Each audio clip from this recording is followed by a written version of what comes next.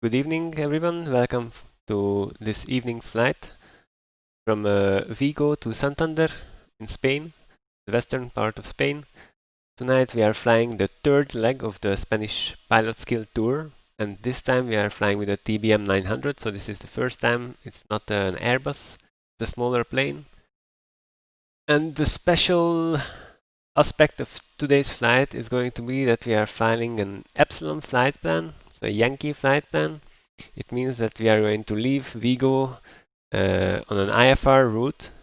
So we'll do IFR navigation, but then for the approach and the landing, we'll switch to VFR and fly the approach visually. Now let's just jump into the aircraft and set things up. I've checked on WebEye and there is also ATC here in Vigo, so we'll contact them as soon as we have set up the plane. Oh, there is even a tower. Very good. But first we'll set up the plane and then contact them. And unlike last time, we'll try not to forget closing in the fuel valves. Alright, so for the payload, it's only me. I'm flying alone. Let's close the doors, remove of course all the parts that needs to be removed before flight. And let's fill fuel. We need 400 and let's check. We need 423 kilograms of fuel. That's 153 gallons.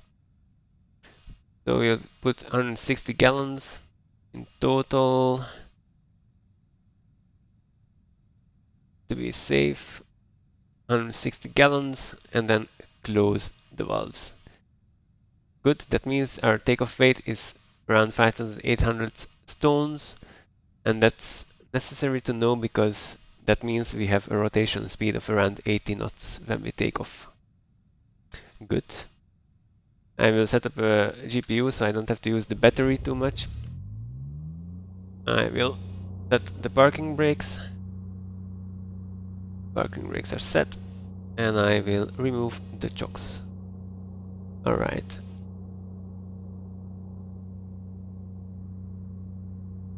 Then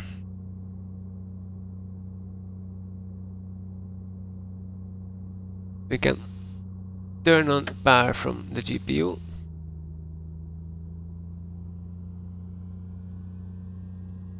And the systems come alive.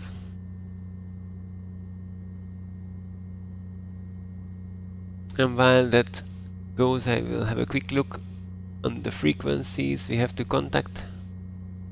There is a Vigo Tower and a Santiago approach. A Vigo Tower is at 118 decimal 450. Aural warning, okay. Okay.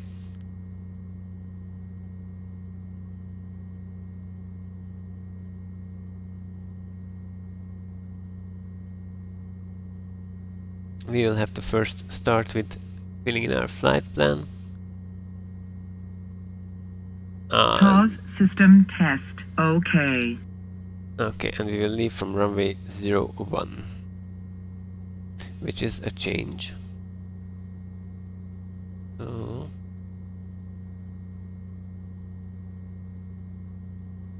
that will probably be 2 Bravo departure, most likely.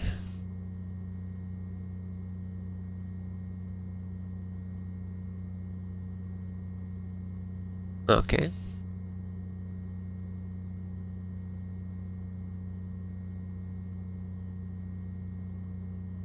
So for the flight plan, our exponder is on standby, that's alright.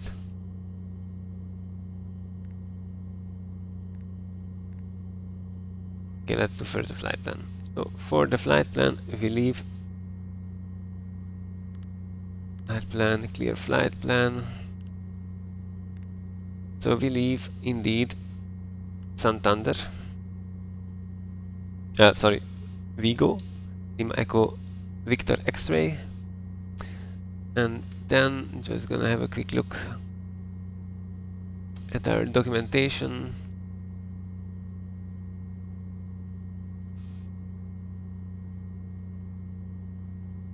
Here is our route. So we go to Bedal.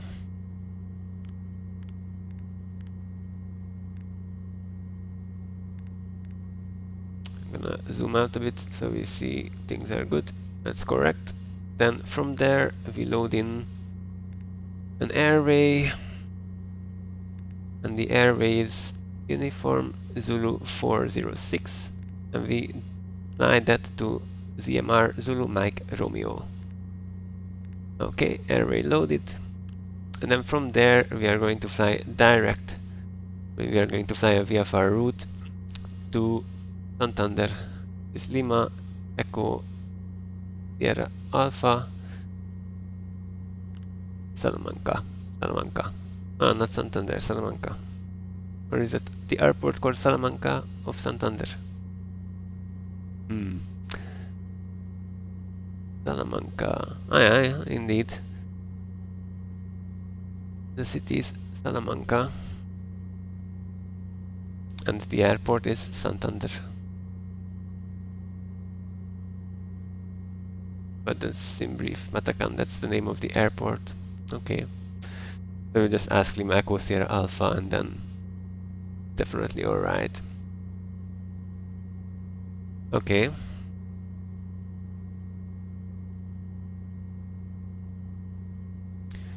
So this is the route. We'll contact them and ask for clearance, and then we know our departure route. And then we can also add that in. Okay, Unwebai still active. The flight plan is done for this part. Okay. Then let's tune in our communication frequencies. So first Vigo Tower is 118.45. I'm gonna zoom in a bit more so it's more visible. 118.45, and then information Bravo is active, runway 01, transition level 70. That we need to know. And 1017 is the QNH. 1017, that's already set. Okay. And then afterwards we'll go to 120.2. It's going to be Santiago approach. 120.2. Okay. And I will also set up our frequencies. First of all, there's going to be Vigo VOR, which is at 113.6, which we will use.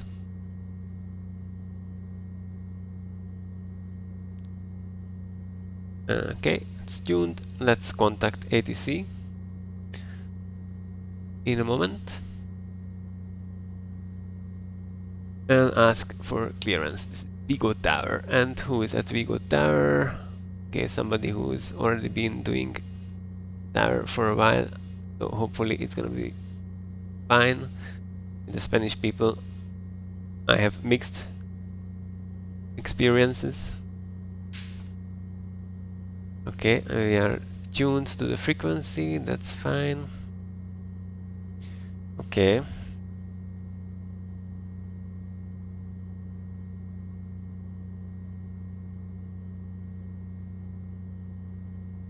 Vigo Tower, Oscar Oscar Papa Sierra Papa, good evening.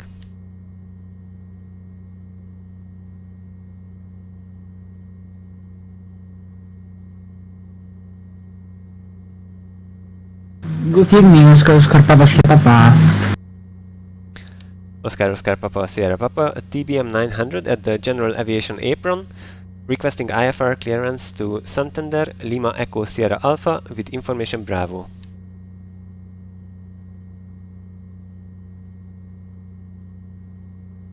Oscar Papa Sierra Papa, ready to copy? Say again, Oscar Papa Sierra Papa. Ready to copy, Oscar Papa Sierra Papa. Oscar Papa Sierra Papa,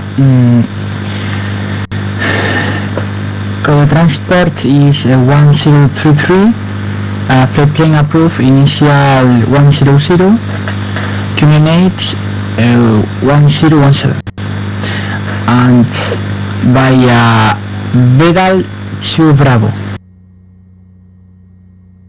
Clear to Santander, departure Bedal to Bravo, initial climb to flight level 100, squawk 1023, QNH 1017, Oscar Papa Sierra Papa. Oscar Papa Sierra Papa, correct collection, welcome me to the taxi, please. We'll call for taxi, Oscar Papa Sierra Papa. Okay, so we are cleared. We can enter our departure. So initial climb was 100. We entered that. Initial climb 100. Squawk was 1023. Code 1023, and staying on standby. And then it's a Bedal to Bravo. Then we go to procedures, select departure, and it's the Bedal to Bravo, enter, load, okay. Even though I'm loading this into the GPS, I am going to fly this much more, how to say, traditionally, not via GPS navigation, but via VOR navigation, because this departure is a simple VOR departure, so you don't need any special equipment except for a VOR for it. And how the departure looks like, we can see it on Evitab. So this is the Bedal to Bravo, as you can see, Bedal to Bravo departure. We take off runway 01. Digo Torre, buenas tardes, Boeing 240 con información Bravo, bordo del plan de vuelo enviado LESA hacia el listo, copia. So we take off runway 01, we fly. Muy buenas, Boeing 240, tiene usted plan de vuelo aprobado, salida por Rosec 2 Foxtrot, inicial 100 y su código transpondedor es 2417. I will wait till they are done here. Recibido Bravo por 2 Foxtrot, altitud inicial 100, pista activa 1001, perdón, QNH de campo 1017 y respondemos por 2412 o 17 que lo han hecho, Boeing 240. Hi Steph, I'm looking at the chat in the meantime. Boeing 240, su código transpondedor 2417. Recibido por 2417, Boeing 240. Boeing 240, su curación es correcta, mi llamada puesta en marcha y el retroceso. Ya listo, puesto en marcha el retroceso, Boeing 240. Okay, so how the departure will be, we fly first runway heading, and then above 2500 we will cross above the Vigo VOR, and then immediately we can make a turn and intercept the VOR at the 111 degree outward radial. So we already tuned to the VOR, so it's 113.6, that's the Vigo VOR, and then we can set a course of 111. So we set the course to 111, so that's going to be the heading, actually the track we are going to be flying after we have crossed over the VOR.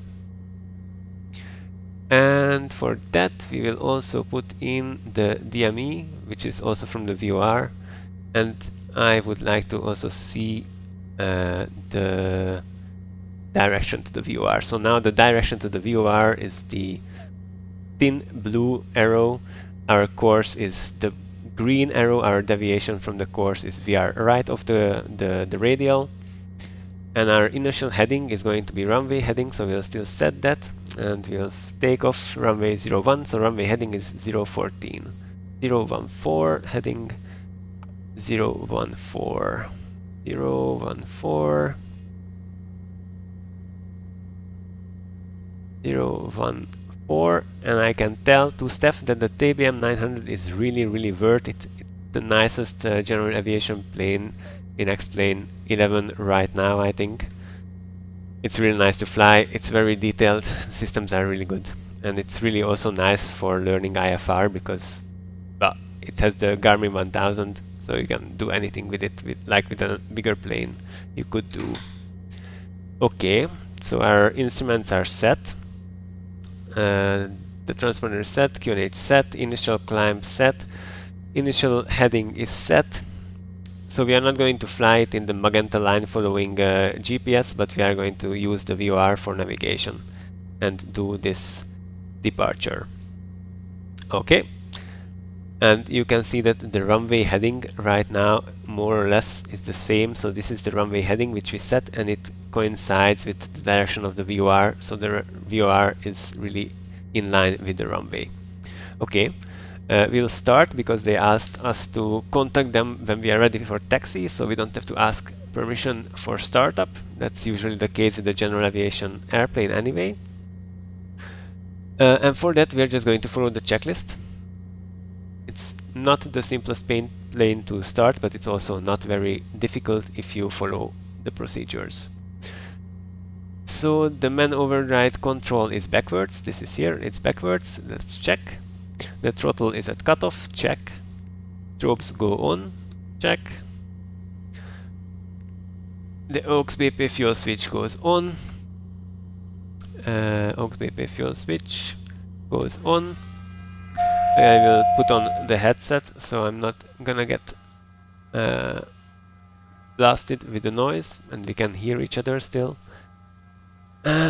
The prop is clear, left and right is clear, prop clear. Estaremos listos para puesta en marcha el descenso Boeing 240. So, Boeing 240 tiene que estar puesta en marcha el descenso aprobada encarando a la 01. I'm going to... puesta en marcha el aprobado Boeing 240, gracias. I'm going to hold the starter, that will start turning the propeller, and then we will monitor the percentages and the throttle and the temperatures, and following the checklist we'll continue with the startup. So what happens first is we start, 2 seconds on the starter, the prop starts turning. When angle is at 13% we can go to low idle. This is low idle. Now we monitor that the temperature doesn't go in red and angle is rising. Here we can see that the starter is active. Around 52% the starter will turn off by itself. And when that happens, we can proceed. Okay, NG 52, starter is off. Then we can put again the throttle to flight idle. Alright, the throttle is at flight idle. The RPM is still rising. The torque is in green, NG is in green, the temperature is in green. So that's a successful start. The GPU can go, we don't need that anymore. Buenas tardes, Torre Vigo, Iberia 245, ¿me recibe? Starter is off. Le recibe 5 de 5, Iberia. Source reactor goes to battery. Mire, todavía estamos cerca, perdón, muy lejos, pero vemos en el ATIS de Vigo pista de servicio la 01. ¿Me lo confirma? Porque aproximación me dio la 19. Alright, fuel pump auto, fuel selector auto. Sí, afirmo, tenemos la pista 01 en vivo. AP ¿Estás seguro que es la 01? AP trim switch on. Oxygen supply is checked, we have enough oxygen. Display backup button we can test. Okay, backup display No, works. perdón caballero, 19, equivocación mía, perdón mucho la molestia. Go back. Sí que me lo había comentado de aproximación y bueno, y la verdad es que es un viento muy cruzado. Bleed and air conditioning goes on to auto. Pressure mode switch. Ok, pues en cualquier caso llamaremos establecido sobre el localizador de la 19 para Iberia 245. Uy, this Iberia 2.5 sin problema, gracias caballero. Vueling plane is doing something strange. I think he's probably repositioning himself at the gate. Okay, anyway. Boeing 240, tiene usted el permiso para hacer el giro de 160 encarando a la 19 por error mía. Disculpe. The landing field elevation Recibido, is set. encaramos a la 19, Boeing 240, no problema. Gracias. Altimeter is set. QNH is set, and the pitch and yaw trims are set for takeoff. You can see there is a green marker, that's the takeoff position. We are not gonna need the de-ice system right now, but we will put the inertial separator on. This inertial separator, what it does is that it makes sure that no stones and stuff can reach into the turbine. Okay, inertial separator on, and we can taxi. So we will ask taxi instructions, and they will just want us to hold at Charlie 3. Disculpe, Torre, debido a que el cambio de vista ha cambiado, sería Roxer 2 Eco, si no me equivoco. Boeing 240. Boeing 240, sí, caballero, le iba a indicar la salida inmediatamente. Roxer 2 Eco. Okay, but Recibido pues por Roxer 2 Eco, Boeing 240, gracias. before taxi, we'll quickly do the run-up. The parking brake is set, the throttle is at flight idle, and then we'll feather the throttle twice. You can see that when it's being feathered, then the angle of the propeller switches. So now the angle of the propeller is... So now when the propeller is feathered, then the propeller blades are completely like into the wind. So this would be a setting which the plane uses when we are traveling fast, and then when we go back to flight idle, then the blades are turned that they are taking a bigger part of the wind. So then these propellers are variable pitch. Estaremos listos para rodaje, Boeing 240. Okay, so we go back to flight idle. Boeing 240, puede usted volar a puerta Charlie 1 y hasta encarar 19. Rodamos por Charlie 1 hasta encarar pista 1, Boeing 240. Entiendo que me dejan entrar y mantener, o quiere que me mantengan esperado en pista de la 19, Boeing 240. Entrar y mantener, Boeing 240. Recibido, gracias, Boeing 240. Okay, they changed the departure to Beta to Alpha.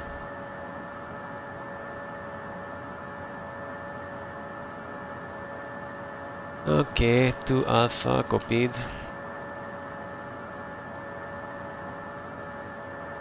Okay, so we have to change our departure now that I set up everything. Typical. Okay, we have feathered twice. We are in flight. We are flight idle. That's good.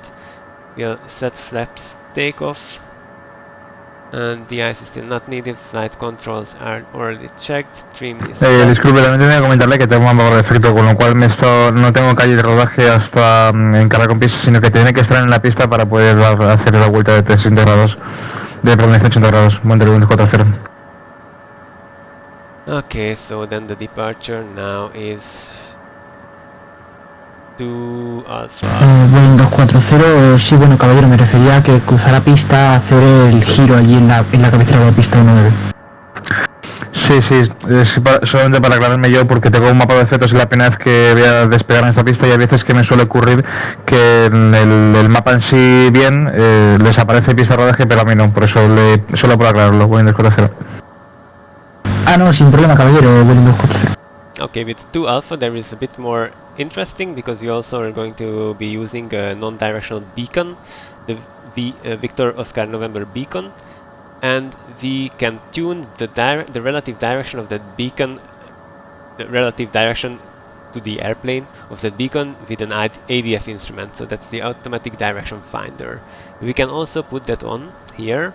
But first I'm going to set a different runway heading. So runway heading is going to be not 14 degrees, but 194 degrees. So 180 degrees around.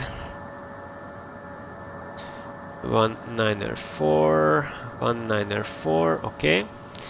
And we will have to change, although the initial climb altitude was flight level 100, we are cleared, but there is here a turn that we have to do at 2700 feet and not before crossing the flying above the NDB. So I am first going to set that height, so 2700 feet, to make sure we are not going above that when we make the turn, because this is a very high performance small plane, so I expect that we will be already at that altitude before we are allowed to make the turn, because we are not allowed to make the turn before Victor Oscar November. So that's why I've changed the altitude from flight level 100 to 2700 feet. Okay, so initial heading is set. The course is still the outbound 111 degree from the VOR, so that's correct. But what's different is that we want to know the direction of this VON. And we can do that by going to ADF DMA. I've already tuned the 433 ADF, that's good. So that's, no, 433, okay. And then we can put that on by going to... Pues estaremos encarados en la pista con Boeing 240. So now we have... Boeing 240 pues con vientos a 250 grados 10 nudos, autorizado a despegar de la pista 9. So now we have autorizado a despegar de pista 9 viento, copiado Boeing 240, muchas gracias. So now we have also the ADF direction with a double arrow. So now we will fly the departure, we will make the turn after VON, after Victor Oscar November at 2700 feet, then we can start climbing further. There is a speed limitation of 210, we are not going to fly faster than that because we are going to be climbing at maximum 170 knots. And then we have an initial 180 turn to the left, and then we can make a turn right to 075 heading when the ADF is relative to us 255 degree. So with them, that's gonna be much more clear maybe when I really fly it and try to explain.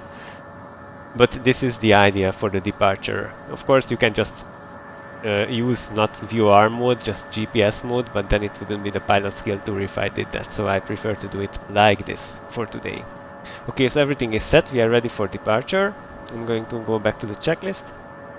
And just a quick check at WebEye. If there is the departure frequency still active, no, there is no, so that's gonna be just the tower. And indeed runway 19er, and there is a Vueling plane departing, good. Okay, we are going to ask taxi. Iberia 245, estamos establecido el localizador de la 01, perdón, de la 19 y a unos 15 millas fuera. Iberia 245, pues se continúa la aproximación, tiene los vientos a 25 grados a 10 nudos y el QNH de campo es 1017, autorizado a aterrizar. QNH de campo 1017, estamos autorizados a aterrizar. Iberia 245.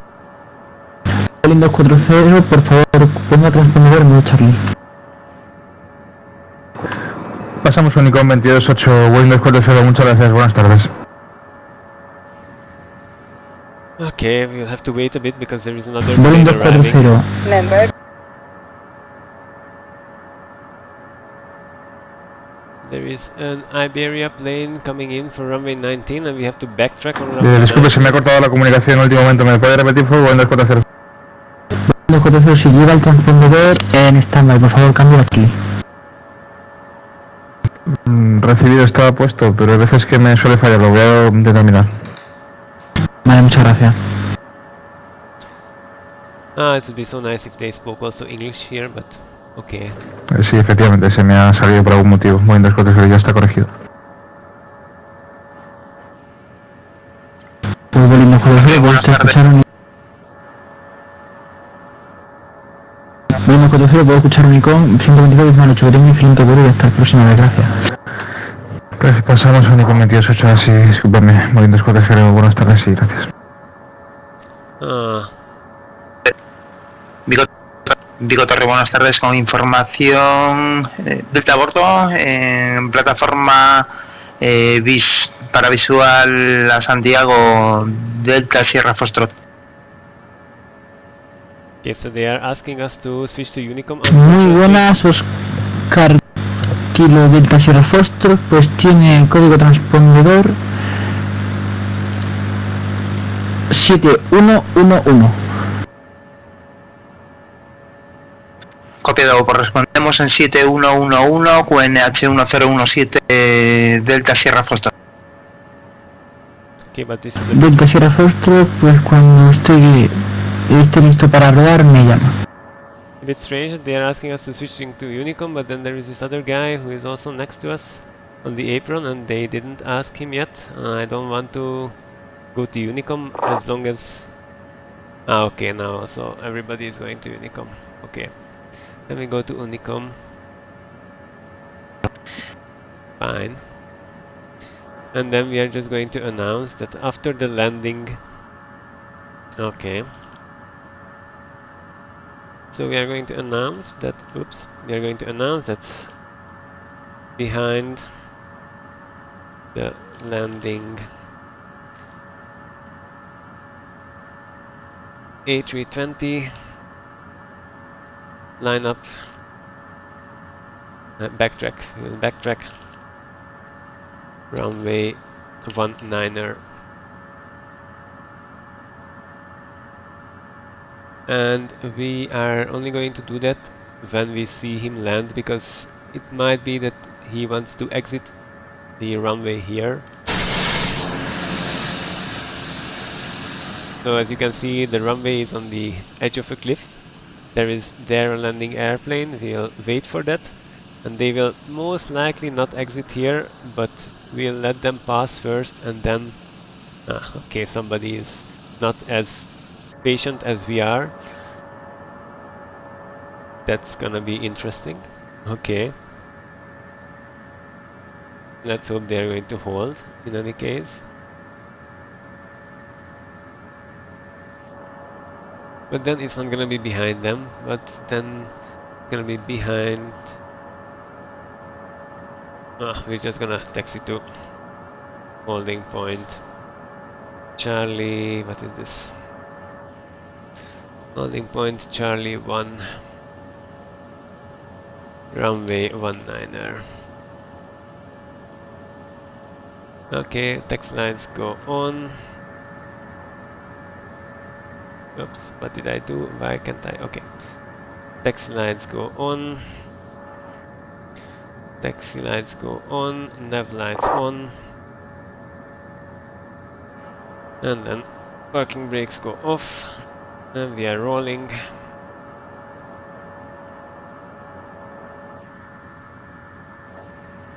Left and right clear.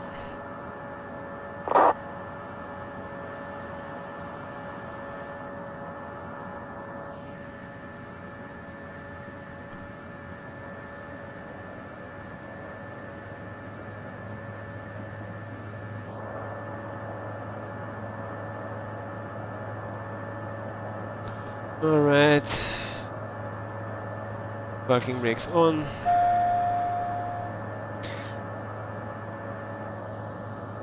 And now we wait. Unfortunately, it's so strange that they asked us to go to Unicom, but on WebEye the tower is still active. Maybe they didn't want to talk to us in English. And he is going around. And he's going around.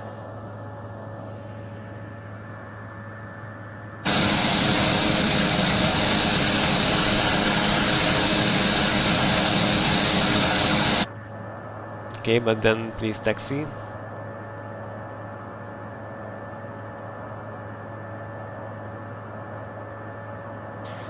Okay, taxi lights off, we are not moving. Strobe switch is on already, pulse lights we don't need.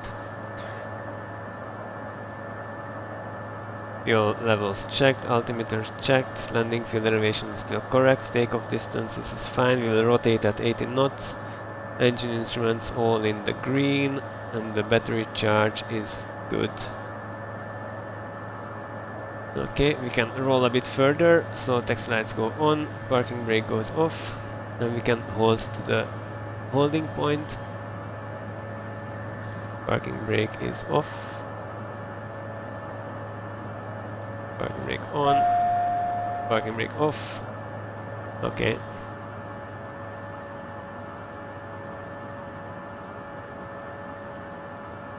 And then we can also on Unicom say what we are going to do afterwards. Okay, holding brakes on, taxi lights off, and then Lima Echo Victor X-ray, traffic behind the departing. Yep. So behind the departing, who is departing? Oscar Kilo Delta Sierra Foxtrot. Oscar Kilo Delta Sierra Foxtrot. Oops. Oscar Kilo Delta Sierra Foxtrot. Backtrack. Runway 19. Then take off. Yeah, runway 19. Then we will say something when we are there about our intentions, what departure we follow, and so on and so on. Oh yeah.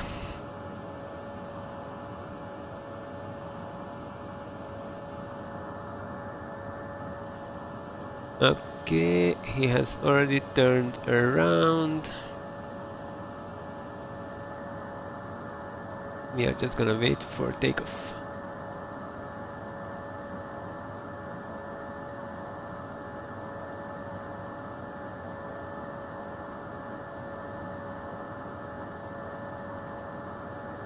We are also keeping an eye on the Iberia Airbus, who has gone around.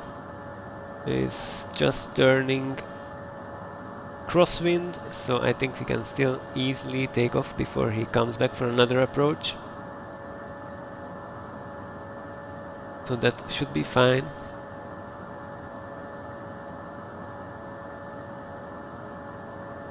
Okay, he's taking off, then we can taxi.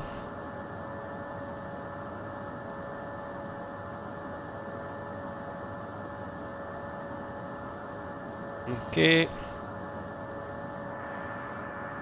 Parking brake off. Taxi lights on. And we can go. And then while we are rolling in taxi range for the throttle, while we are rolling, I will say Lima Echo Victor X-ray, traffic, take off runway 19er, pedal to Bravo, is it to Bravo now? Pedal to Alpha, pedal to Alpha, did. Climb flight level 190. So when we are at the end of the runway, we'll send that message. Okay, so a quick recap of our departure procedure. We fly runway heading until at least we pass over the Vigo and the Bay, and then at 2,700 feet, we make our 180-degree turn to the left. And then we keep an eye on the dial, which shows the direction of the NDB on the ADF. And when the direction of the NDB is 255 to the left, then we make our turn to 075, and then we intercept the 111-degree radial of the Vigo VOR. So this is our departure procedure. Very straightforward, simple VOR departure. There are also airnav departures for this airport, of course, and then you have no other choice than fly via the GPS. But now that we can do this just with the radio instrumentation, then we don't have to use the GPS, and we can make it a bit more interesting. Because with the GPS, you just put the autopilot on, and it flies the departure, of course. That's very convenient, especially if it's only one pilot flying. Like today I could do it. We could have requested an airnav departure, or I could just let the autopilot, the flight computer, fly it like that. But if you do it this way, then I can explain how these radio navigation aids work actually, and how these departures are actually programmed into the flight computer. So even if you, like in an Airbus, if you put in such a departure like this Bedal 2 Alpha, the flight computer will use the frequencies, the radio navigation aids, to do the flying. It will still, it puts on a magenta line basically, as they say, but it's not going to use the GPS to fly the departure or the approach, only if it's an AirNav departure or an AirNav approach. Otherwise, the flight computer will use the frequencies. Okay, we are turning, nicely lining up with the runway center line. Okay, we have plenty of runway for such a plane.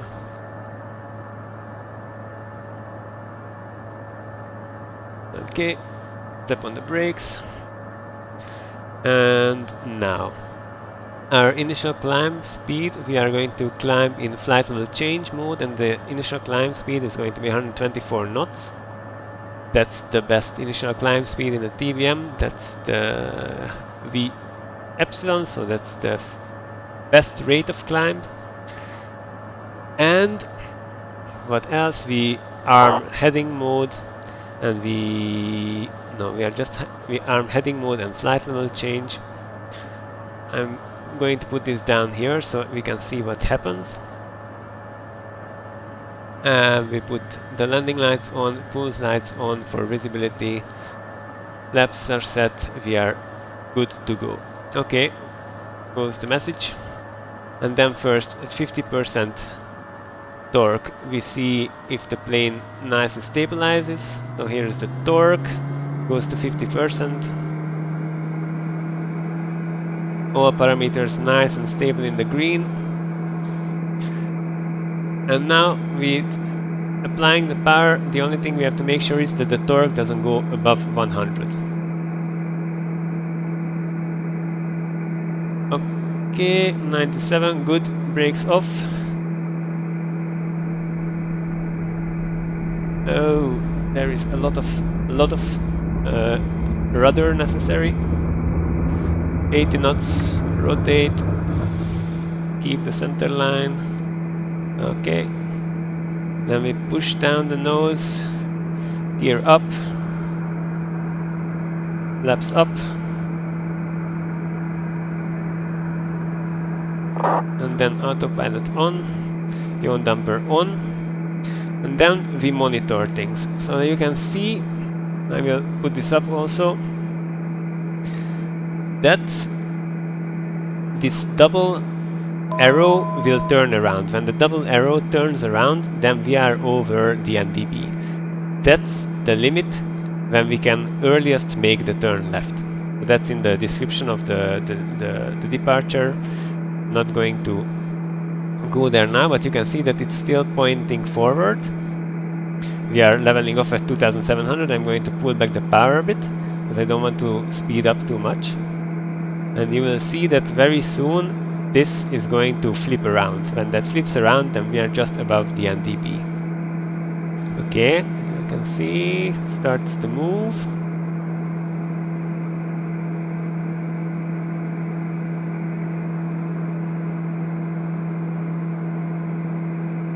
Okay, now it's flipping around, so now we can turn to 014 left turn. So heading goes to 014.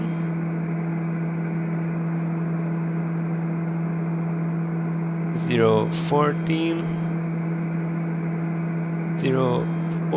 and we can also continue our climb to basically 190, flight level 190, flight level 190, and we'll do that in flight level change, and we will climb at 170 knots. And of course now it's not climbing yet. I'm going to add power, and as we speed up, the plane will pitch to 170 knots,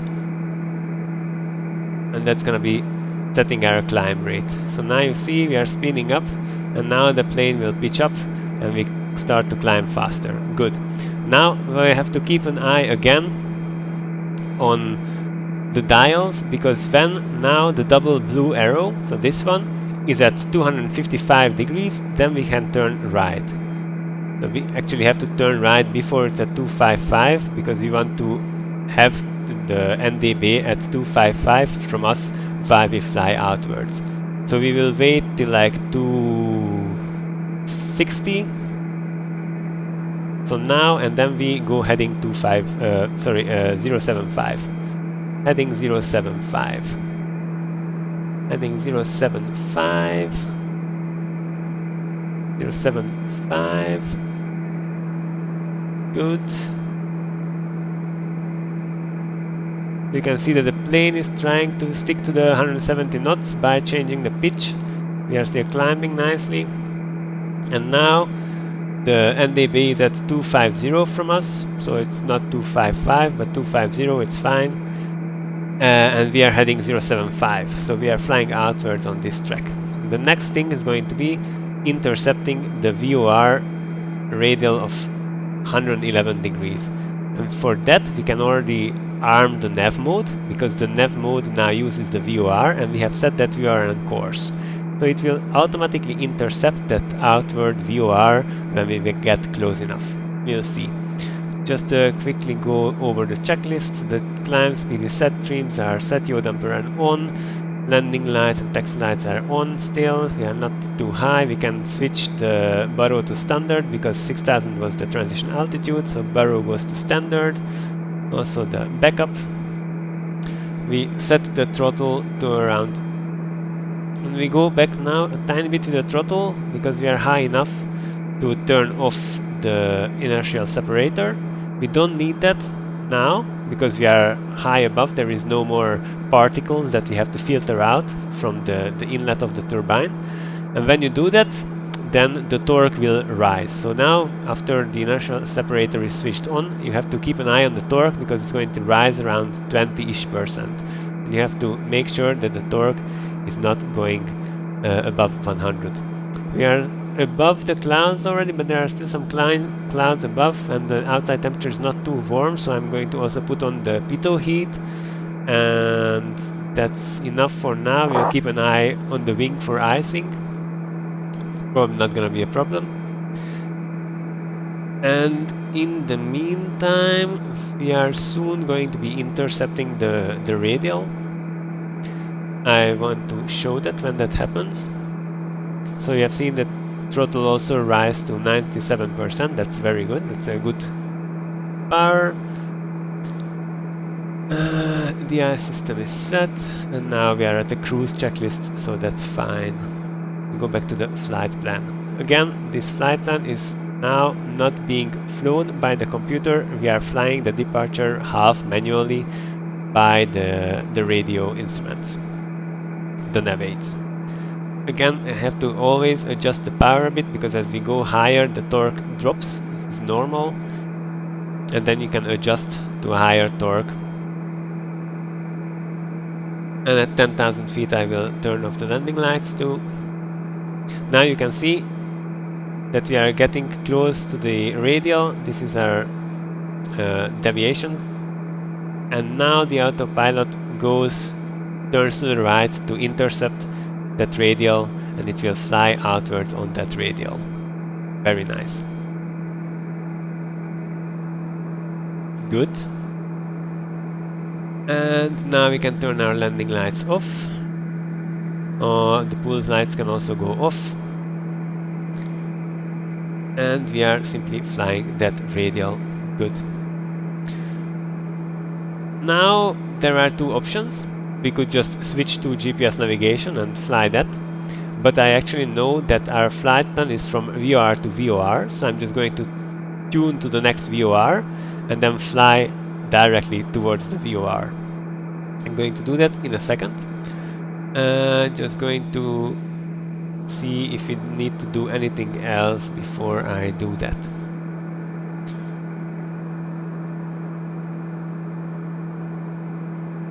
I think let's have a quick look at the checklist. The next one is at cruise. That's fine. We can you can see the torque is now down to 88%. So again, you can raise a bit the power. Torque goes higher. Okay, 98%, good. And if it was much warmer outside, then you wouldn't be limited by the torque and the TBM 900, but you would be limited by the temperature.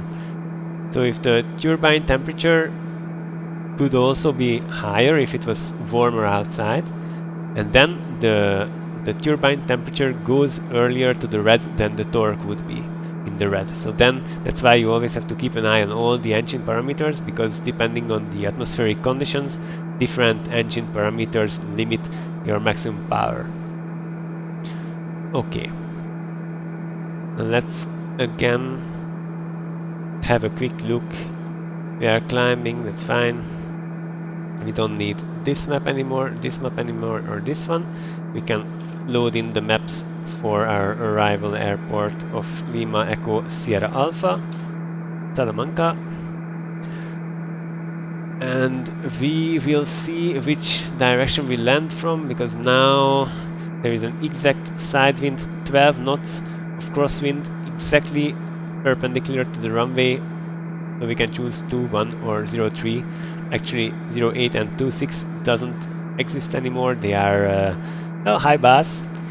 So runway 08 and runway 26 doesn't exist anymore. It's just a gravel strip, but it's closed, so we have to choose runway 03 or 21. But as you can see, it's an exact crosswind. If it stays like that, we'll probably choose 21, because that's the ILS equipped. We are not going to fly an ILS approach, we are going to fly a visual approach. But I assume that if there are other people flying to Santander today, they will choose the ILS direction, and then we are not going to mess with their approaches. But we'll see when we are closer.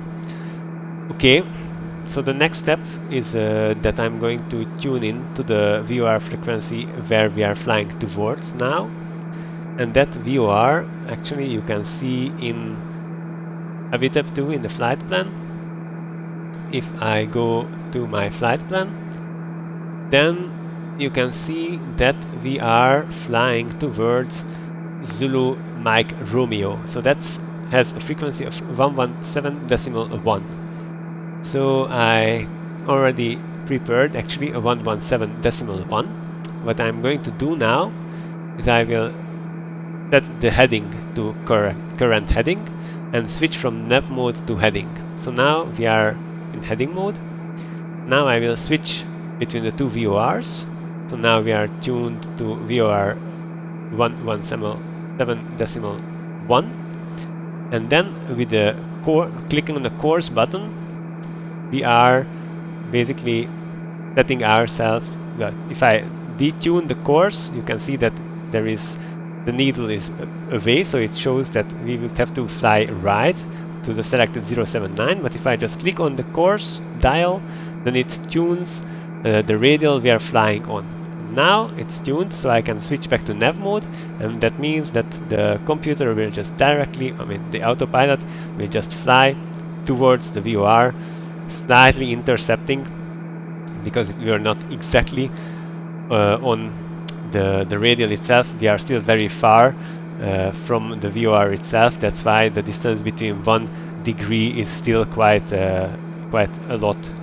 You can also see that while we are doing this navigation via the radio 8, we are basically following the magenta line too. So that would be the line the flight computer would be flying if we asked the flight computer to fly via GPS. So that just shows that you can do the same thing with the VORs or other radio navigation aids as you would do with the computer. Of course, you can only do this if there are radio navigation aids in the vicinity, because there are some airports where there is no VORs or other stuff, and then you can only do IFR approaches with the GPS. So there is only AirNav arrivals or departures. Then of course you have to do follow the magenta line technique.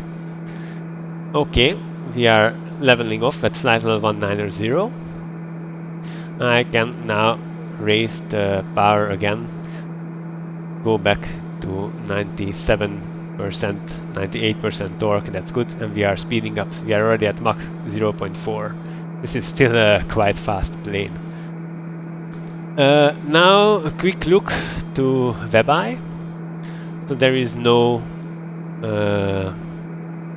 ATC, unfortunately, but I can see that people are doing an approach to runway 21 in Salamanca.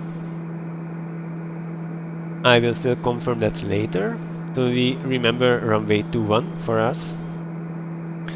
And then the approach, we will fly VFR. So if there was now here you can see that the torque is a bit too high, so we have to pull that back to the green. Good. So we have a quick look at our pressurization. It's good, like in the pressurization, what you have to make sure is that the differential pressure between the cabin and the outside is in the green. There is a maximum limit the cabin of the TBM can sustain. You see that's still more. So now it's 5.1 psi, the difference between the outside and the inside pressure. And inside, the inside pressure now is as if we were at 5,200 feet, but we are not at 5,200 feet, but we are at 19,000 feet. So flight level 190. We could still go higher. I didn't go higher because we'll descend earlier than the actual flight plan from SimBrief would ask. So I didn't want to climb too high. Because again, this is a Yankee flight plan, which means that before reaching the Zulu Mike Romeo VOR, which is still 90 nautical miles, we will switch to VFR. So if there was ATC coverage, then we would request cancellation of the IFR flight, and then they would tell us that after Zulu or at Zulu Mike Romeo report VMC conditions. Then by then we have to be in VMC. So you see now there are some clouds. By then we have to be below the clouds, because we can only fly visual if we actually see around us and the terrain and so on. But today is actually a good day for this flight, because the conditions in Vigo were actually not very VFR. The cloud base was very low, so it was good that we did an IFR departure. But I checked the weather for Salamanca and it's cap okay, so ceiling and visibility okay. There should not be any clouds there. It's more inside the Iberian Peninsula. The weather is nice there, so that should be fine. Now the only thing we need to do is to calculate when to descend and what altitude to descend to. So basically the runway altitude is at 2,600 feet. We will have to approach at 3,600 feet, because for the inbound there are some set inbound tracks. I'm already going to put up the map for that. So this is the actual VFR chart for Salamanca. You can see that the aerodrome elevation is at 2,600 feet basically, and here there are two, actually the last leg from the VFR reporting points November and then November 1. The last leg from November 1 within the CTR of Salamanca has to be flown at maximum 1,000 feet above ground level.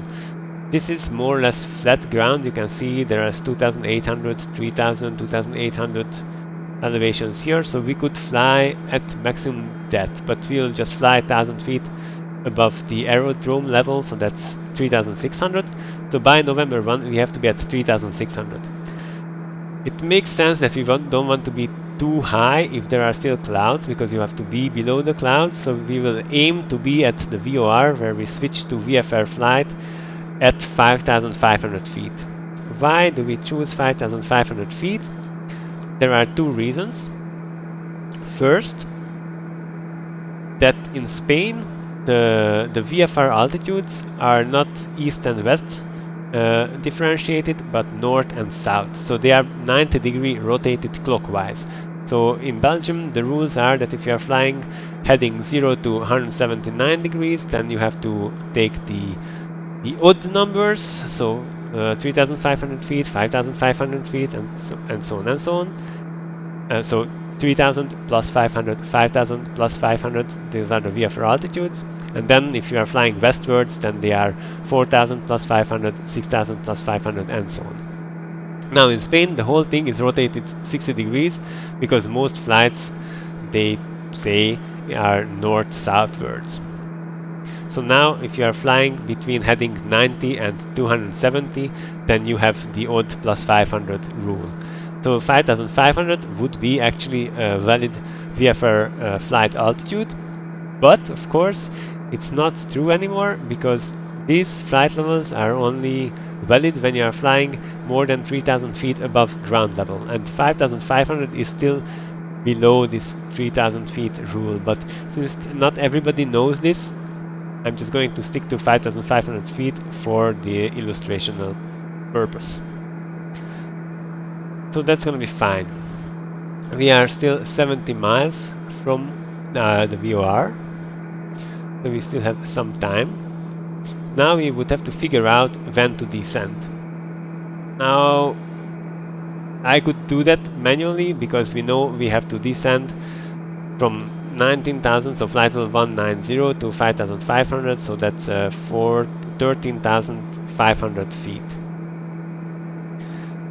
And then we know our speed. We could calculate if we want to descend, for example, at 2,000 feet per minute, what distance from the VOR would we have to start our descent. Now there is a much easier method when you are in a Garmin 1000 equipped plane, is that I'm just now really going to switch to flying not by the VOR but by the GPS. So what I'm going to do is I'm going to go to the flight plan. I'm going to zoom in a bit. In the flight plan we are going to activate the next. So we just passed Ralus, so our next is Mosen. I'm going to activate this, so I'm going to say menu activate leg, enter, and then now this leg is active, which we are actually flying on, and I'm going to switch our mode from with the CDI dial to GPS. Now the autopilot will just follow the Magenta line. So this is the normal GPS based navigation, and you can see that the line was not exactly where the VOR radial was, so that's why the plane makes a small adjustment. But now here I can do vertical navigation, so VNav. I can say that at ZMR I want to be at 5,000, here at the Zulu Mike Romeo I would like to be at 5,500 feet. So I'm going to say that 5,500 feet, enter, and then it tells me that I want a steeper descent. I want a descent of 3.5%. I'm going to say enter, and then it tells me that the top of descent is 3.5 minutes away. Very nice, good. And you can actually see that here the top of descent is this white circle on the display. So there we'll start our descent. So we will fly the rest of the IFR route in GPS based navigation. It's fine, I've already showed you how it works when you just do the radio Nav 8 based navigation, just for calculating the descent without me having to make calculations with a pen and paper now, which you can anyway not see. This is easier, and now at least you also saw how the VNav is done with the Garmin 1000. Nice. Also, when we are above Zulu Mike Romeo, so the VOR where we are flying to, we'll just turn right and follow a highway. So the visual approach is very straightforward. We are just going to follow a highway. Since there is still no ATC, okay, there is no ATC, and looking,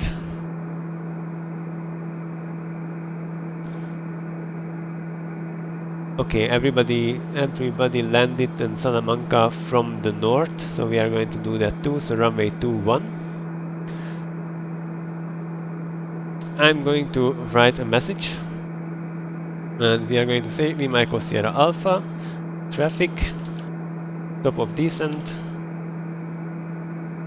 at flight level 190, inbound, Zulu Mike Romeo, we have still almost 2 minutes, inbound Zulu Mike Romeo, and we are expecting Vfr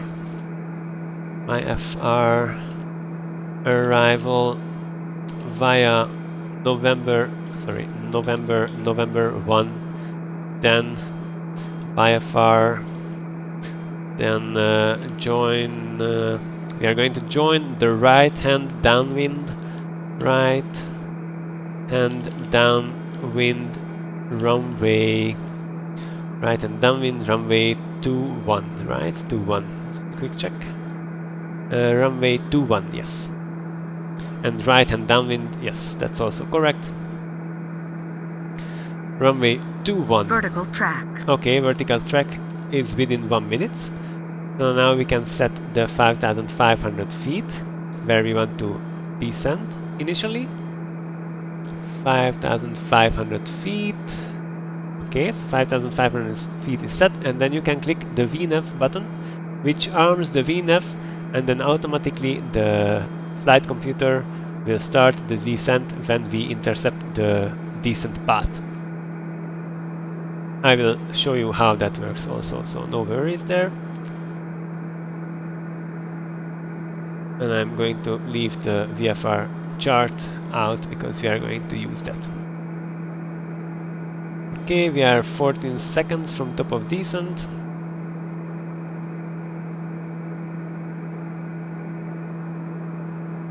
And you can see here the magenta triangle come down, that's the vertical path, and now vertical path mode is activated and we have started our descent. Okay, nice. What we want to do now is pull back on the power a bit, because otherwise we are going to be very fast by the bottom of the descent. So just hold this 225 knots speed, we can hold it at 50% power, very nice. And we are descending fast, but what actually matters is we could descend faster. What matters is that the cabin pressure, so the felt change in the cabin shouldn't be more than 500. That's very comfortable, but definitely not more than 750 feet per minute. Because if that would be more, then people inside the cabin would not feel very comfortable anymore. But as long as that's below that rate, we are still fine. So we could descend much steeper than this descent rate what we are doing now. Everything would be still fine in the cabin. But this is how the descent rate, maximum descent rate, is actually set. And we didn't send the message. Now we send the message. We are top of descent, flight level 190, inbound Zulu Mike Romeo, expecting Vfr arrival via November 1. Then join right hand downwind runway 21. Good. That's all good. And now a quick look at the checklist. So we are doing a descent checklist. Descent altimeter is going to be set to, quick check, there is no 80s, but I can check actually in WebEye. Salamanca is 1015er, but we are just quickly going to check if that's also what.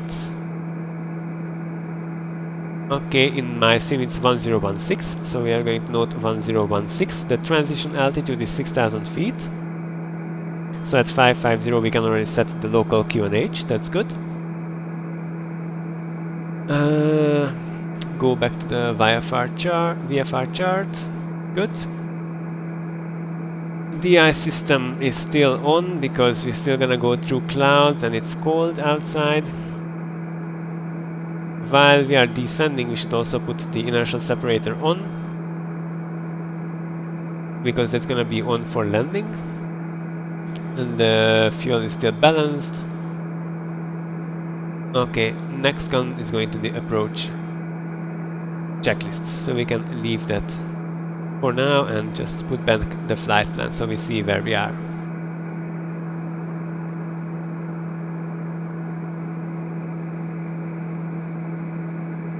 Okay, we can have a quick look outside So now there is a bit of nothing to do. Just monitoring the speed, monitor all the engine parameters are in the green. Inertial separator on, we acknowledge that.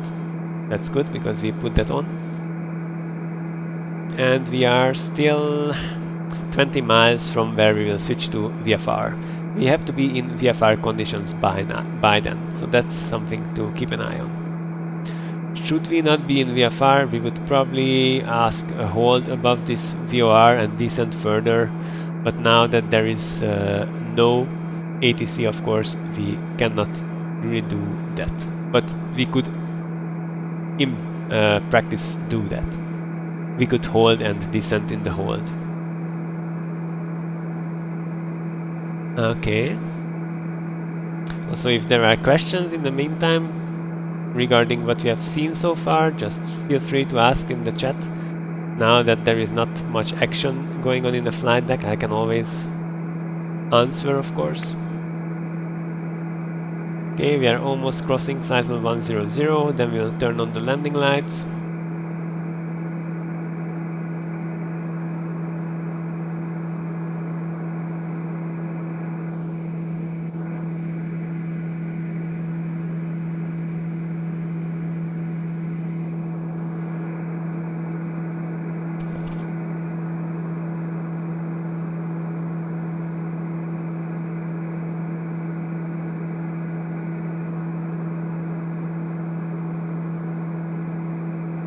Alright, 100, then we turn the landing lights on. And the pulse lights too, just to have a bit better visibility for the outside world. And let's have a look from outside.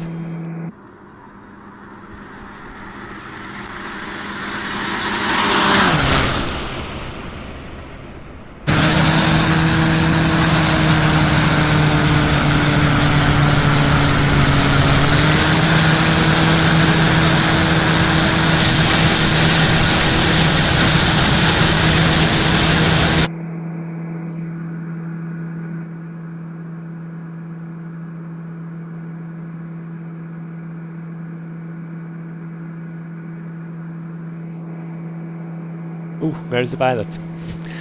That's me, okay. It's a very nice day here in Spain. The clouds are clearing up, so it's not going to be an issue. Yes, we are going to be out of IMC, so it's going to be VFR by 5,500 feet, no worries about that.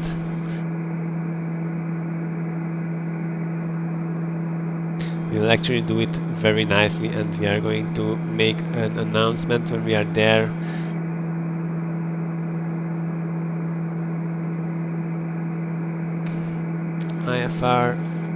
IFR cancelled, proceeding VFR inbound via November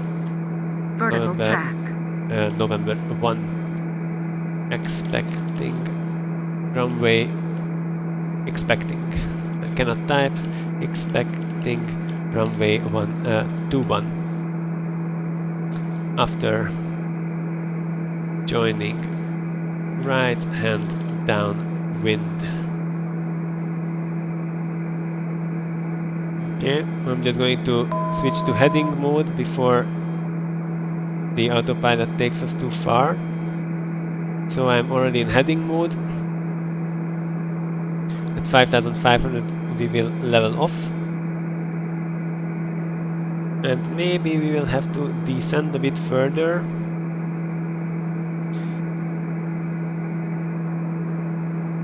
Yeah, I'm going to descend further to 4,500.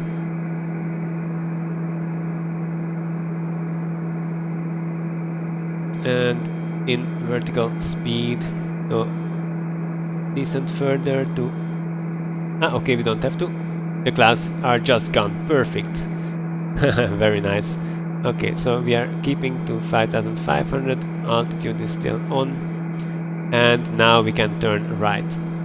So now we are in VFR, but for to lower the load on the pilot flying, I will still use autopilot and not hand flight before we enter the CTR.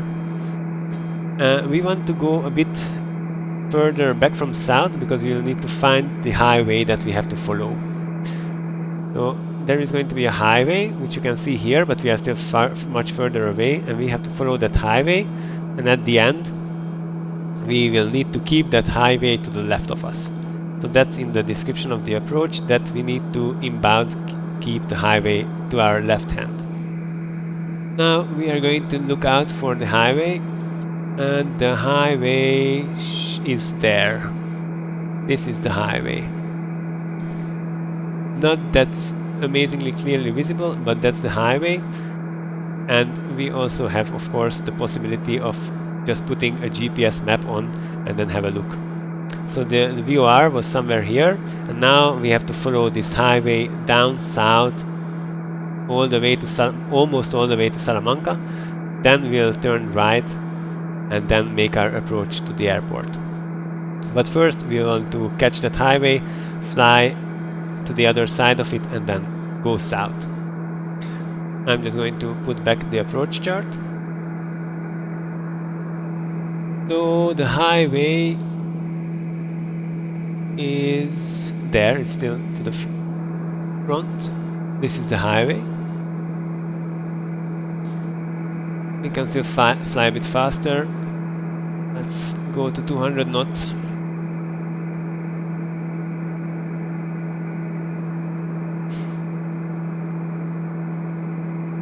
And of course now we are deviating from the track, because in the flight plan there was a direct from the VOR to the airport.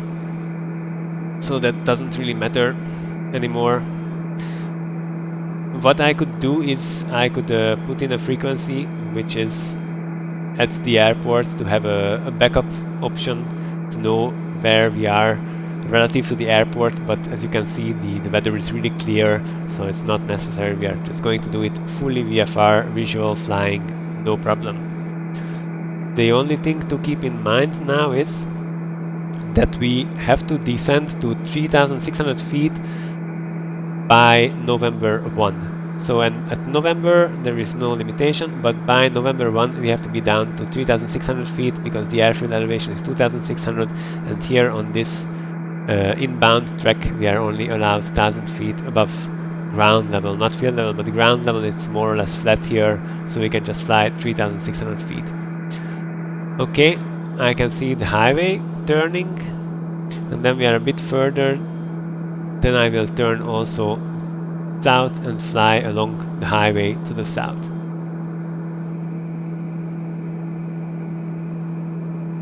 We'll pull back the power a bit. Don't want to go much faster than 200 because then things will happen very fast. Okay, here is the highway. Nice, we can turn south. So heading 180. And there is quite some wind from the west, so maybe 187. So our track is going to be to the south. Here we can see our track. 184. And a bit more. The highway to our left. Very good.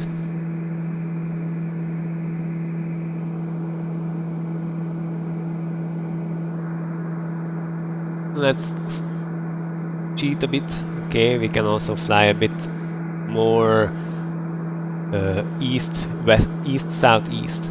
So not exactly southwards, because then we will fly too far from the highway. Okay, that's gonna be a good angle. The highway continues there.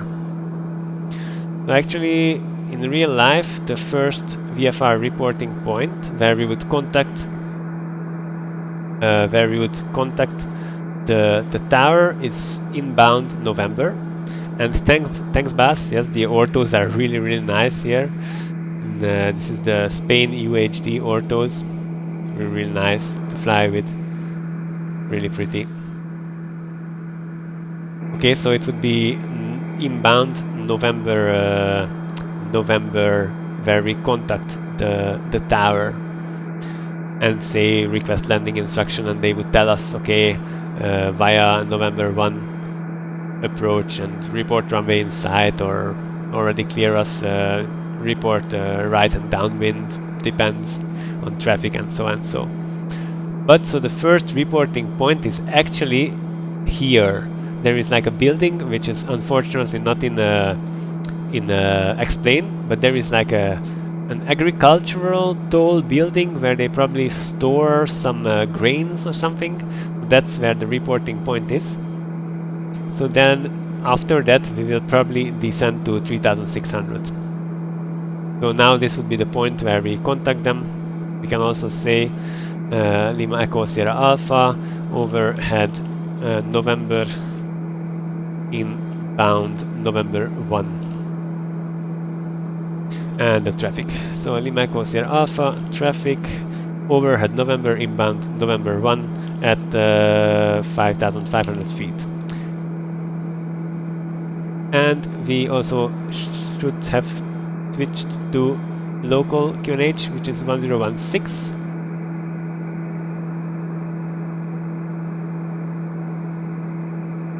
And so this would be the VFR reporting point, that building. And the next reporting point is the sport complex. If I zoom in a lot, you can see there are actually two stadiums or stadia here, and that's the next reporting point. But now we also know that from this reporting point the track is 175, and we are at a 175 track, so that's perfect. And we will descend to 3600. 3600 with a vertical speed, and we'll go down like 1000 feet per minute. Okay, maybe 1500. We'll also slow down. Definitely slow down, because things will start happening fast. I'm gonna have a quick look at WebEye if there are other planes. No, there are no other inbound planes to Salamanca. It's only me who is arriving, so we will not really have to report things anymore.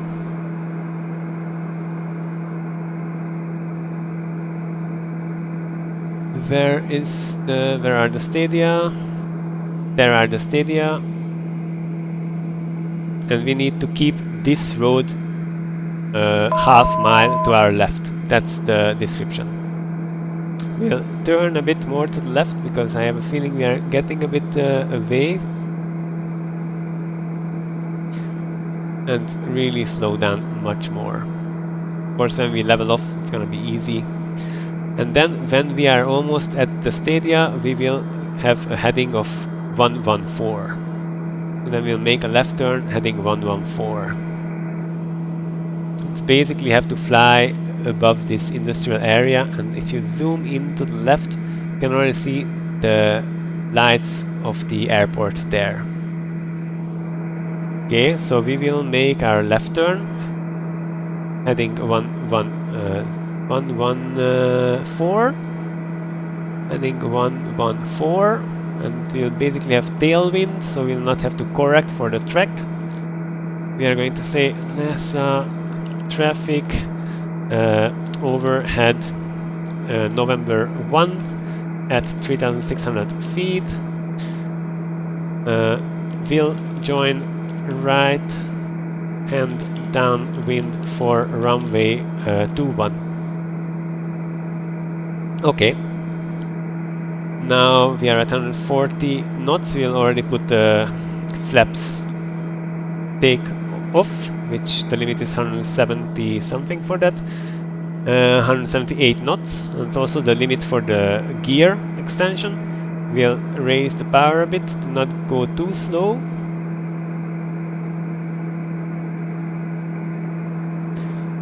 And then when we join the circuit, I will completely disengage the autopilot and hand fly it.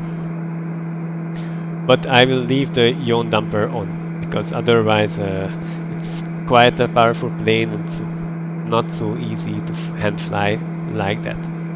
But we'll see, maybe I will just completely hand fly it. Okay, we can slow down more. The flaps are already take off. And thanks for the landing rate guess of 184 feet per minute, Buzz. I will try to do better than that, but we'll see. Okay, so flaps take off confirmed. We can slow down more, so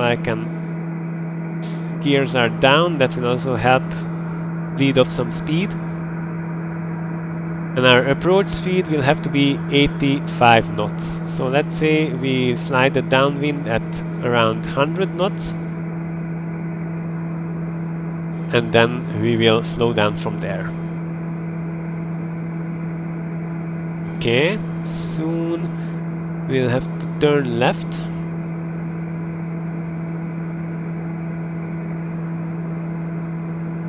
Okay, other checks, the parking brake is off, brakes are available, landing lights on,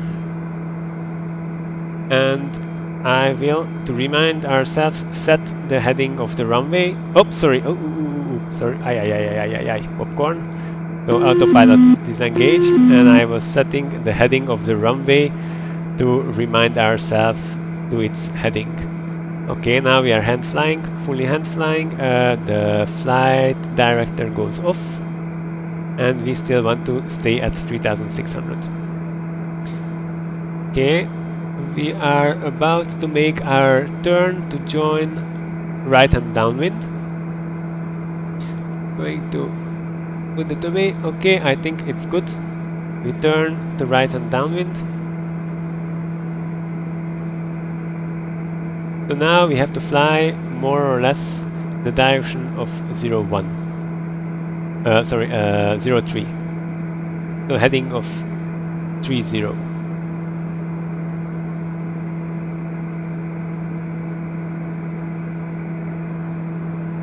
Okay, and a bit more because there is wind from the left. Trim and have a look. Okay, our wing is on the runway, so that means that we are at a good distance from the runway on the downwind leg. And I will put flaps down when we are a bit further. Okay, so now we are abeam the threshold. I will already put full flaps here.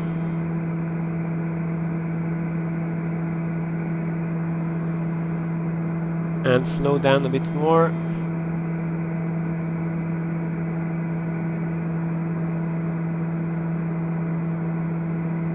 Okay. We'll want to be like at 90 knots for here. And not descend too much yet. Okay, now the visibility is really not good here for a visual approach.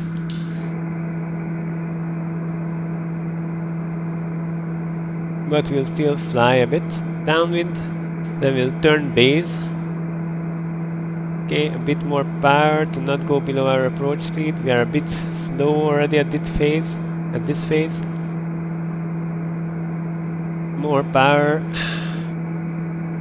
Okay, let's turn base.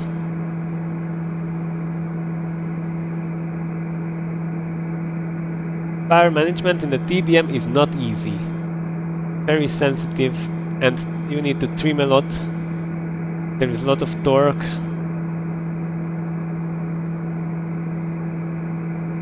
Okay, let's slow down and let's start descending. Okay, let's have a look. Where is the runway? Where is the runway? Ooh, the runway is there. Okay. Not too steep.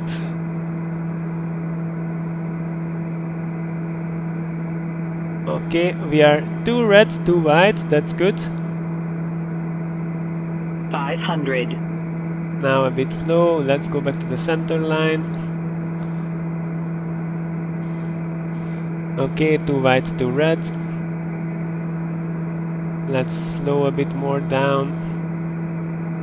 You can see that I need to fly a lot to the right because there is 12 knots of crosswind. So now we are getting low again, more power.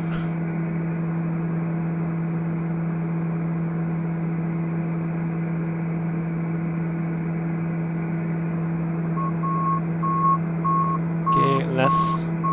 There is also some gusts.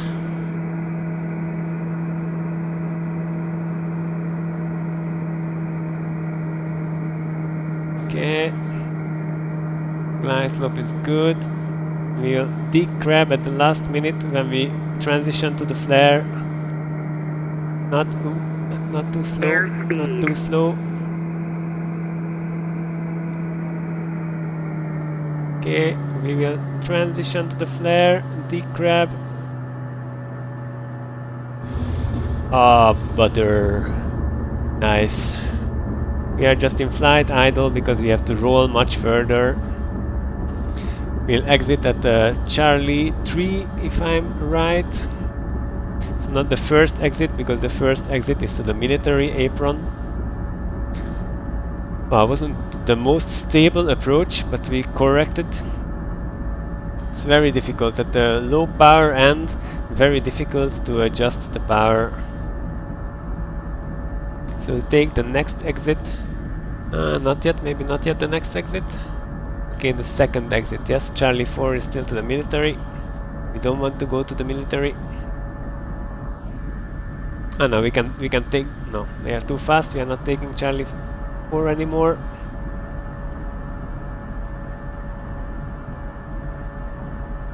And of course, for those who are staying longer, I will show the replay, but first we have to wait 6 minutes on the apron to be eligible. Okay, we are in taxi range with the throttle, we are slowing down. We don't need reverse. We are at 30 knots. A bit on the brakes manually. Okay, we are vacating the runway to Charlie 5.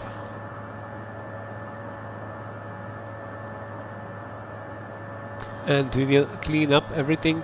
Okay, we stop here. We have passed the hold signs. Indeed, so parking brake goes on, parking brake on, landing lights off, pulse lights off. And then let's do a quick checklist. Approach is already done, so that's fine. Landing was done. And then de-ice switches can go off. They were not... Okay, I didn't put the de-ice on, only the pitot heat. The pitot heat switches can go off. It's warm enough. It's 23 degrees. Then the bleed switch is still... can still stay, and radar is standby. We didn't put the radar on. Then the transponder go to standby. Transponder standby. Flaps go up. The strobe switch was already off. Lights is taxi when we move, and the trims we put back to the takeoff position, because in this plane you would really be, let's say, in a bad situation if you wanted to take off without trims properly set. So it's better to set the trims back. Should the next pilot forget to set the trims for takeoff, he is not gonna be in trouble. Okay, so the trims are set, and the next one is going to be the shutdown procedure. So we can just go to our parking spot. There is nobody, so we are not going to say anything anymore. And we are going to take here like spot 4. There is also a general aviation apron here, but the max wingspan is 12.5 meters and the TBM has 12.8 meters, so we just don't fit there, unfortunately. So we'll take not the 2 spots for the Boeings, but we'll take one of the bigger GA spots. Okay, so taxi lights on, parking brake off, and we are rolling.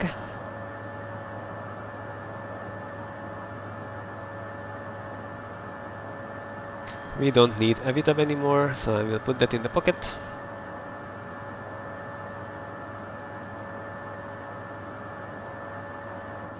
Left clear, right clear. Now looking back you can see that there was perfect perpendicular crosswind, 12 knots to the runway. That's quite a lot of crosswind. And that was probably gusting too, that's why it was so difficult with the power management on final. In any case, it's difficult when you are at a lower range of power. I'm moving a millimeter on the throttle. 1% change in the power is very well noticeable in the airplane. So it's difficult to manage the power on final.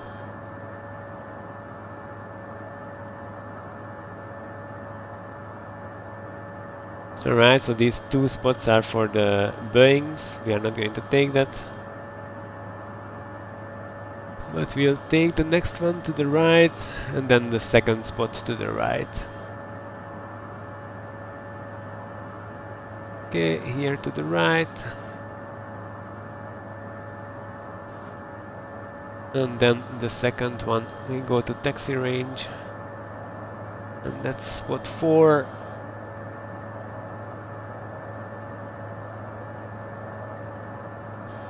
Okay, now I will look from outside because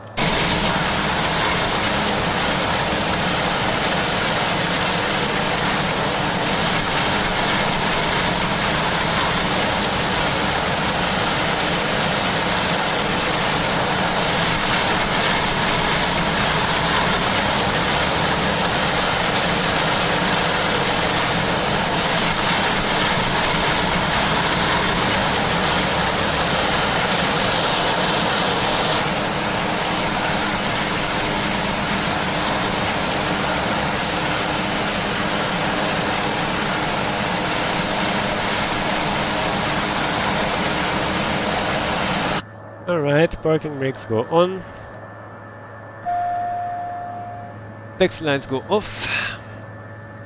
Nav lights can also go off. And we start the timer to know when the 6 minutes off.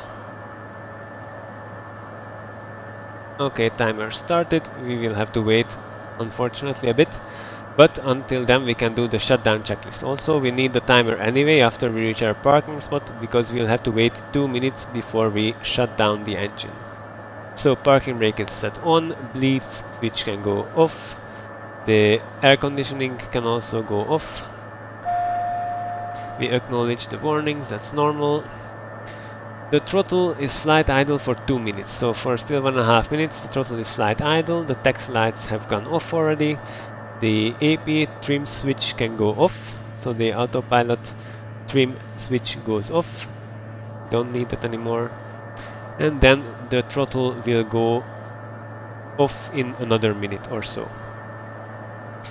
I see that there are still 6 people watching. Thank you very much for joining me tonight for this flight from Vigo to Santander.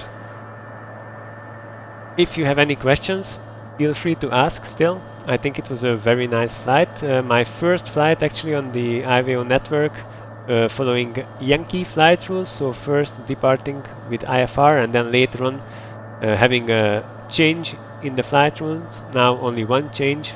After the last VOR we switched from IFR to VFR, and then we've flown a very normal VFR approach, joining or entering the CTR via a prescribed route, in this case from the north via November and November 1. Then we joined the right-hand downwind leg of the circuit. We've flown the normal pattern and then we landed. So that's why it was in the pilot skill tour, because it was something more unusual. People don't fly these kind of flights very often. And also for the departure, I did not fly it in the easiest mode. I didn't just let the flight computer to fly the approach as loaded into the flight computer, but I've manually tuned the courses and the headings and followed the procedures via the VOR's headings and the courses. Hank is asking if there was anything unexpected en route. Nothing really unexpected. There was at the beginning something strange, well, not very strange, but not very often happens. So there was Vigo Tower was online, so there was air traffic control, and I've been initially cleared a departure from runway 01, and then another Spanish person called into the tower saying that they would prefer to have the approach runway 19er. And then the person in the tower changed the setup, so we switched runway 01 to runway 19er. Then I got re-cleared. I've got re-cleared with a different different departure. But that's it, I think. No other unexpected things. Bas is saying that he had that yesterday at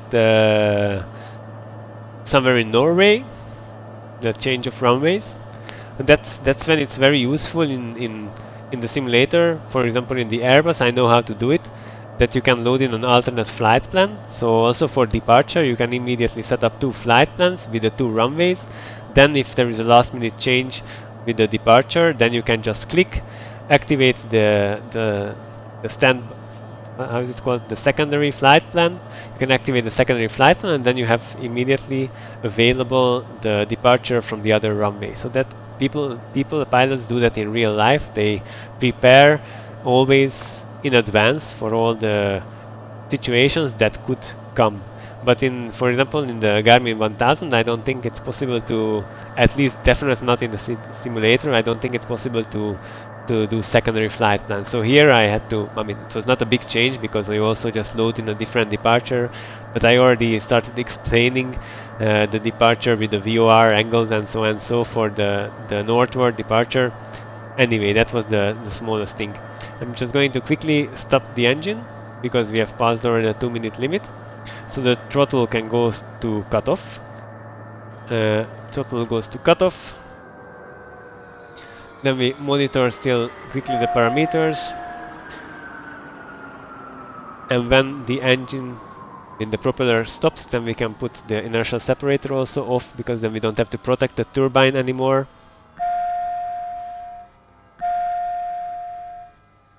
And of course, Bas is saying that secondary flight plans are not only on Airbus things.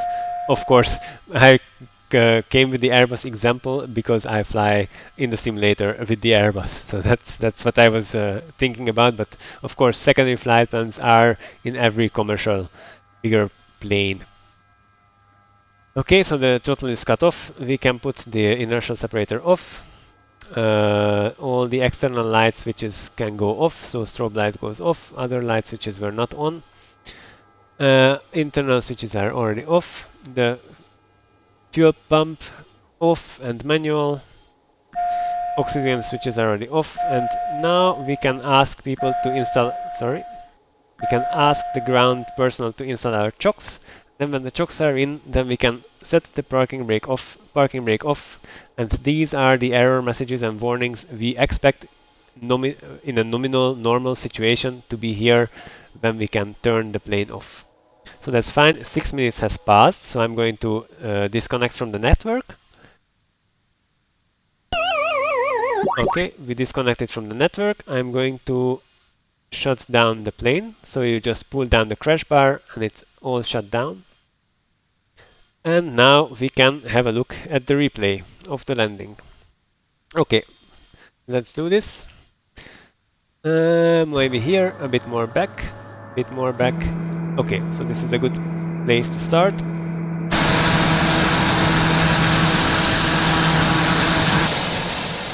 Sorry, again.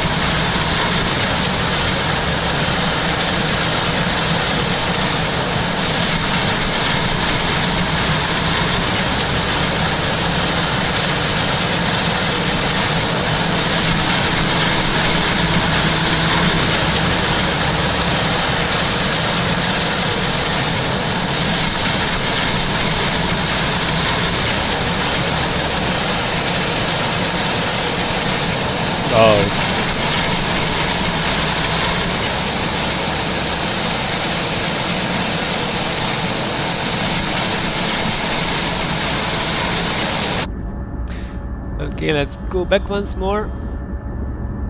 Now it's normal that you don't see the instruments anymore. I just want to here show you something. You can see how much I have to first initially grab heading to the right because there is a lot of wind coming from the right. And now, while transitioning to the flare, I'm with the rudder correcting the heading to point down the plane to the end of the runway, and we land looking to the end of the runway. Otherwise, you get sideways forces acting on the wheels, and that's very much not good for the wheels. I'm going to show that once more from the point of view of the threshold, and then once more from the passenger's view. There were no passengers today, of course. So you can really see that this is the view from the threshold. I'm really looking away.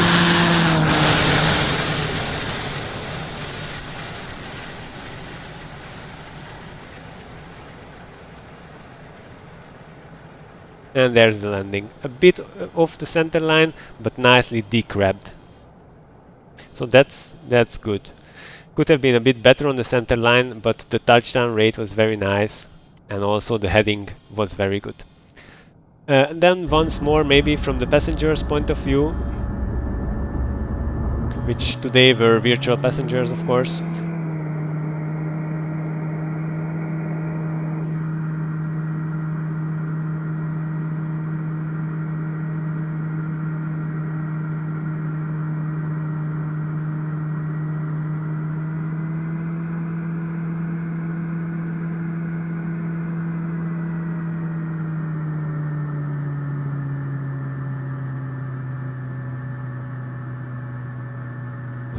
And that was the landing. So it was, I think it was very nice.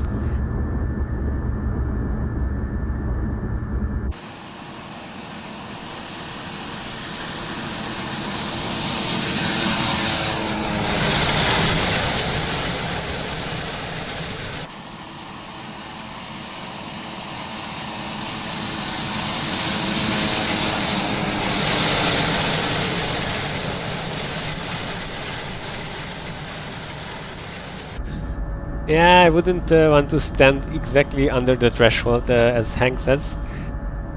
That's not something for me, I think. There are some people who really like to do that. There are famous airports where you are allowed to stand there and you can feel the spooling up of the engines when planes are departing.